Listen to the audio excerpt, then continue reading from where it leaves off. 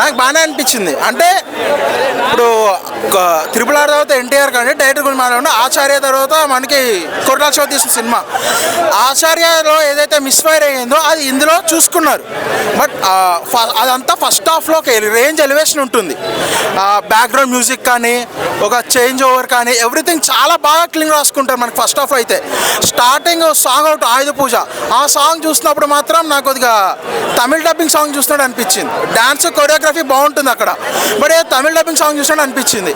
And ఎప్పుడైతే మనకి characterisation change ఎప్పుడైతే మనకు కనిపిస్తుందో మనం చూసుకుంటున్నప్పుడు అక్కడి నుంచి సినిమా నెక్స్ట్ లెవెల్ వెళ్తుంది. బ్యాక్గ్రౌండ్ మ్యూజిక్ ఇంటర్వెల్ షార్ట్ అయితే అసలు పిచ్చెక్కిపోతారు ఫ్యాన్స్ అయితే, ఆ రేంజ్లో ఉంటుంది.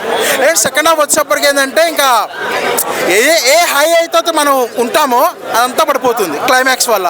అండ్ సెకండ్ పార్ట్కి రివ్యూల్ చేస్తే సెకండ్ పార్ట్ ఉంటుంది మూవీ కంటే మనకి సినిమా ఎండింగ్లో ఒక రకమైన హైప్ కావాలి. సో ఇక్కడ ఏమైపోయిందంటే ఆ హైప్ అనేది మిస్ అయ్యింది.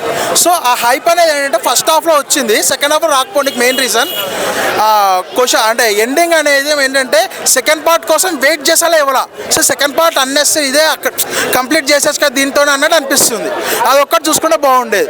ఏం దావుదే సాంగ్ కూడా పెట్టుంటే బాగానే ఉండేది అనిపించింది. ఆ హీరోయిన్ పేరు చేంజ్ చేయండి అన్న, ఇంటున్నంతసేపు హీరోయిన్ పేరు ఆ పేరు ఇంటూనే అసలు మీన్స్ చెడిపేశాయి. తంగా హీరోయిన్ పేరు తంగా. కామెడీ ఉందా అన్న మూవీలో? కామెడీ అంత ఏం లేదన్న, అబో యావరేజా సూపర్ హిట్ ఎబో యావరేజ్. Okay, thank you.